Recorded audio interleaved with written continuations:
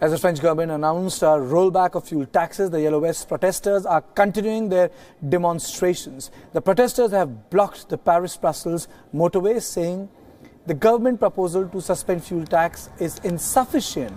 Prime Minister Edouard Philippe announced a 6-month moratorium on fuel taxes in what has marked President Emmanuel Macron's first significant U-turn on a major policy since taking power in 2017.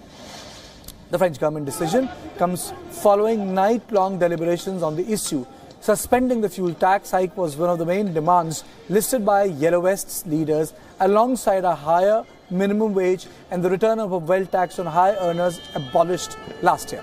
The so-called Yellow Vest protests, which started November 17th, were focused on Macron's taxes on diesel, which the president said were aimed at combating climate change and protect the environment. The protests in Paris turned particularly violent, with the protesters defaced major buildings and avenues of the capital's Champs-Élysées suffering damage. The demonstrations were given the Yellow Vest tag due to the fluorescent jackets kept in all vehicles in France. The protests are estimated to have cost millions to the economy. Over 40% of the hotel bookings were cancelled due to protests, suggesting the French tourism industry took a major hit. Our correspondent, Oliver Whitfield, gets us more on this from Paris. And going to Irena Casas Montanas, my question to you is that a gesture has been made, an announcement has been made. Why hasn't it been received positively, and where did the government fall short to meet the expectations?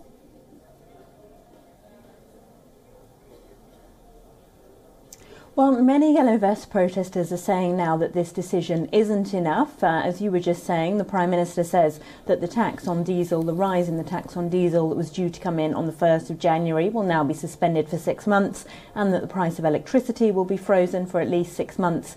And the government has announced a public debate, a public consultation, they're calling it, about taxes and public spending. Now, for many activists, this isn't enough, because while this began as protests about diesel tax, it has since become a lightning rod for a whole range of grievances about the cost of living. People are saying that if the government does not promise to raise the minimum wage, to re-establish wealth taxes on higher incomes that were scrapped last year, and to look at pensions, then they're going to keep protesting. The problem is that the government has let this get out of hand. It is a key U-turn, but it does seem to have come too late to stave off further protests this weekend. In your opinion, what are the issues on which you expect the government to work further to put an end to this crisis?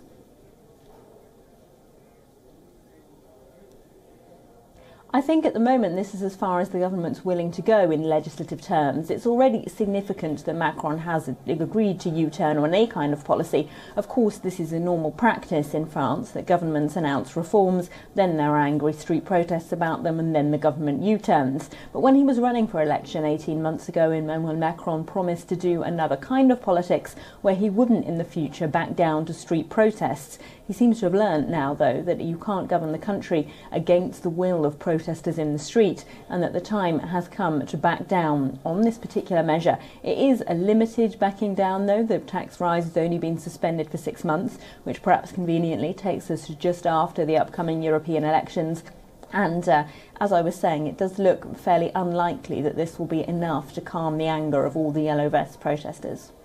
Thank you so much, Irena, for joining us from Paris on this issue. Now, some news from India. 3 people have been arrested by Uttar Pradesh police in connection with the violence and murder of a police officer in Bulandshahr district after reports of alleged cow slaughter. The administration has imposed Section 144 in the district in view of the tension in the area. Police said that they identified all the 7 accused named in their FIR.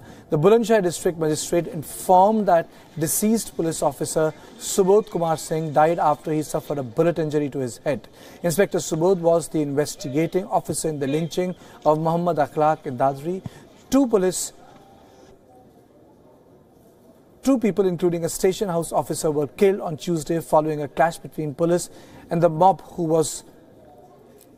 which was demonstrating against the alleged cow slaughter in Sayana village. Now, at least over 24 cow carcasses were recovered in the village, which triggered protests and violence.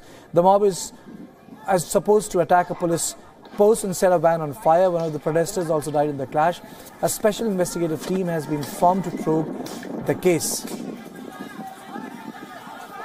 6 टीमें हमारी police की बनी हुई हैं जो लगातार संभावित ठिकानों पर दबिश दे रही हैं, जो नामित अभियुक्त हैं उनकी और जो प्रकाश में आ रहे हैं लोग उनकी। जो भी इन्वेस्टिगेशन हो रही है वो पर्याप्त वीडियो फुटेज है और जो भी वहाँ पे लोगों की ओरल टेस्टिमनी है उसके आधार पर, पुख्ता सबूत के आधार पर ही गिरफ्तारी होगी।